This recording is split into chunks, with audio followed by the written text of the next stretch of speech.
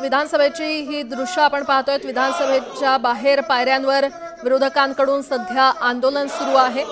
सरकार विरोधात घोषणाबाजी करण्यात येते।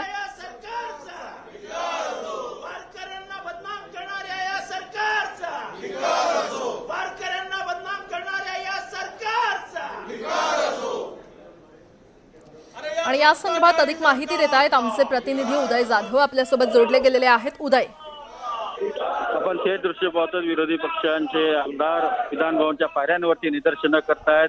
काही आमदार हातामध्ये संविधान पुस्तक घेऊन इथे निदर्शन करतात। आपण पाहिलं वारकऱ्यांमध्ये संविधान दिंडी असे संविधान दिंडीला अर्बन नक्षल जे आहे असं त्यांनी संबोधलं होतं। त्यामुळे विरोधक जे आहेत ते आक्रमक झालेले आहेत।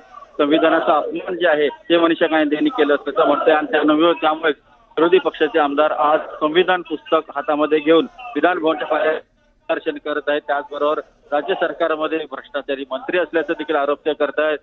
तर भ्रष्टाचार मंत्र्यांचा निषेध इथे केला जात आहे। शिवसेना ठाकरे गट असेल, त्याचबरोबर राष्ट्रवादी काँग्रेस असेल अशा तिन्ही पक्षांचे आमदार इथे निदर्शन करताना आपल्याला पाहायला मिळतात।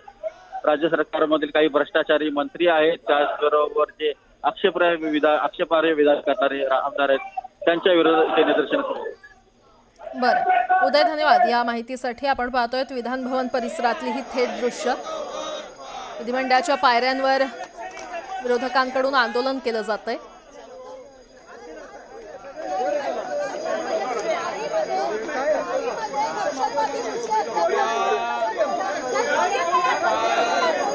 ही जी पांडुरंगाची वारी आहे ही अतिशय पवित्र वारी आहे।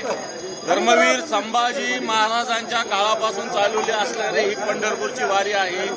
वारकरी मनोभावे 15-20 दिवस चालत असतात आणि काल सत्ताधारी पक्षाच्या लोकांनी या वारीला अर्बन नक्षलवाद म्हटलं।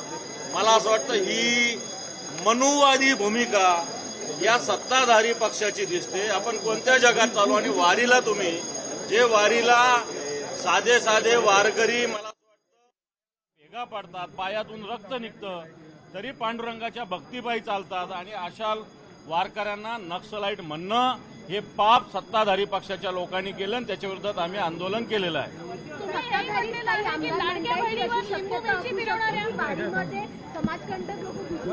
मला असं वाटतं सरकार कशासाठी आहे? वारी काय पहिल्यांदाच निघते का? वारीला बदनाम का करताय तुम्ही? वारीमध्ये असे लोक कधी येत नाही। मग वारीमध्ये परवा कोयता घेऊन एक तरुण घुसला, काय केलं सरकारने? आणि म्हणून पांडुरंगाची सेवा करणारे हे वारकरी अतिशय पवित्र भावनेने असतात। सरकारची भूमिका चुकीची आहे। सरकार वारीला, पांडुरंगाला, परमेश्वराला बदनाम करू पाहतात। मनीषा गांधी यांनी माफी मागितली आहे ना संविधानावरती, भाजपचा आक्षेप आहे। याआधीच आक्षेप काय आक्षेप याच्यात? संविधान नाही तर काय आहे? हे संविधान जगा आता या भारतामध्ये सगळ्यात जास्त सेल झालेलं संविधान आहे, भारताचं संविधान आहे। हे काय मोठं घेऊन थोडी फिरता येतं, हे ठेवता येतं हातामध्ये। आणि याच्यावर आता काय काय बोलतात सत्ताधारी लोक तुम्ही बघताय, धर्मनिरपेक्षतेवर बोलतात, सगळ्या विषयावर बोलतायत। असं आहे हे संविधान आमच्या हातात आहे। या संविधानाचा गाभा आहे बंधुत्व, समता आणि समानता। ही समता, समानता आणि बंधुत्व कुठनं आलं? तर हे तुकारामाच्या गाथेतनं आलं, माऊलीच्या शिकवणीतनं आलं, गोरा कुंभारांच्या अभंगातनं आला, सावत्या माळीने आम्हाला शिकवलं, चोखा महाराने आम्हाला शिकवलं, सगळ्या संतांनी आम्हाला समता, समानता आणि बंधुत्व शिकवलं आणि ते अखेरीस कायद्यात बंद केले ते डॉक्टर बाबासाहेब आंबेडकरांच्या संविधानाने। हे संविधान हातात पकडणं आणि वारीत चालणं ह्याला अर्बन नक्षल म्हणणार असाल तर आम्ही सगळे अर्बन नक्षल आहोत। हे संविधान वाचवण्यासाठी आम्ही प्राणपणाने लढू। वारकऱ्यांना आणि वारीला बदनाम करणारे सरकार मनुवादी आहे, हे फॅसिस्ट सरकार आहे। हे तुकारामाला, हे ज्ञानेश्वर माऊलीला, हे गोरा कुंभाराला, हे सावता माळीला, हे सगळ्यांना बदनाम करणारे सरकार आहे। त्याचा आम्ही धिक्कार करत आज आंदोलन केलं। मनीषा गांधी यांनी राजीनामा दिला पाहिजे। मनीषा गांधी यांनी राजीनामा दिला पाहिजे। कोण आहे? अहो ते राजीनामध्ये त्यांना समजतच नाही काय बोलतात। ज्या वारीला ऐतिहासिक परंपरा आहे, ज्या वारीने इथल्या कर्मकांडाला मुठमाती दिली, ज्या वारीने इथले भेदभाव संपवले त्या वारीला तुम्ही अर्बन नक्सल म्हणता? काय लावलंय काय या सरकारने? तुम्ही असं म्हणताय की लाडक्या बहिणींवरती जादू टोना या सरकारने केलेला आहे. अहो, तुम्हाला पूजा दिसली नाही का? तुम्हीच दाखवली ना. तुम्ही दाखवता पण आणि विसरता पण.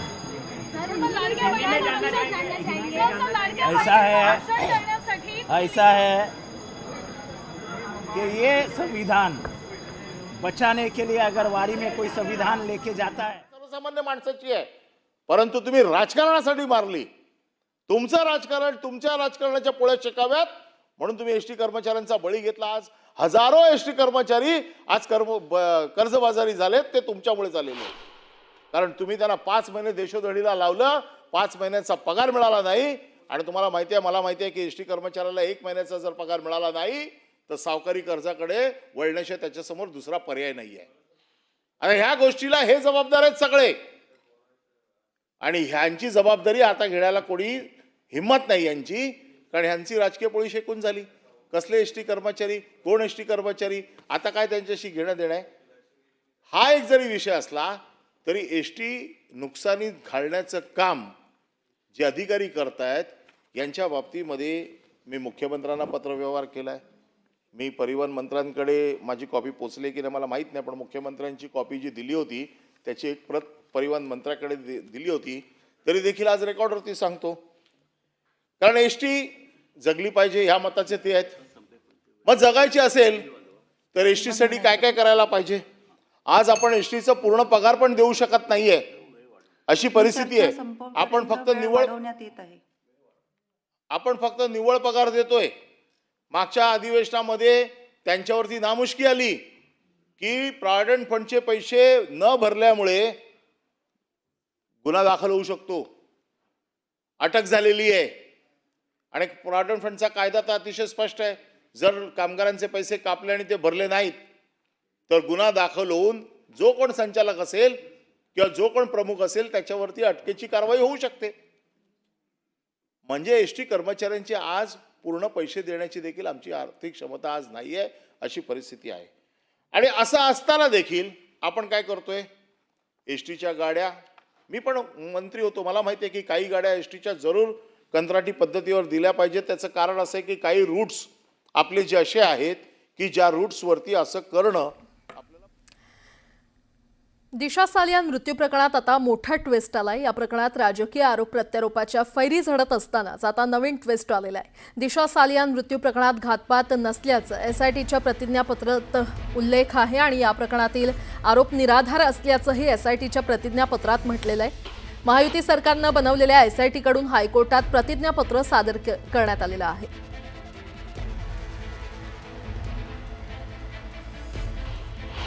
काही भाजपचे नेते मंत्री, शिंदे साहेबांच्या पक्षाचे नेते मंत्री सातत्याने आदित्य ठाकरेंच्या विरोधात दिशा सालियान प्रकरणावर त्या ठिकाणी बोलत होते, खालच्या पातळीवर जाऊन बोलत होते. आता त्यांच्याकडे 2 संधी आहेत. एक, आदित्य ठाकरेजी तुम्ही माफी मागावी की तुम्ही चुकीची माहिती देत होता लोकांना, लोकांची सुद्धा माफी त्या ठिकाणी मागावी, नाहीतर मग सरकारने यांच्यावर कुठेतरी कारवाई करावी की हे गेले अनेक वर्ष इलेक्शनसाठी तिथं खोटं बोलत होते. यानंतर विरोधी पक्षांनी एका बाबतीत तर विश्वास ठेवला पाहिजे की प्रशासन असेल, पोलीस असेल, जेव्हा चौकशी करते तेव्हा सरकारच्या दबावात करत नाही. पोलीस विभाग चौकशी करत असताना सत्यावर आधारित, पुराव्यावर आधारित, तथ्यावर आधारित या संदर्भातला निर्णय करत असते. मला तमाम विरोधी पक्षाला आवाहन करायचं आहे की नेहमी त्यांचा एकच सूर असतो की सत्ताधारी पक्ष मनात काहीतरी द्वेष ठेवून किंवा राजकारण करतात. मला वाटतं की आजपासून कमीत कमी हा भाव यातून विरोधी पक्ष जो पछाडलेला आहे तो या भावनेतून दूर होईल.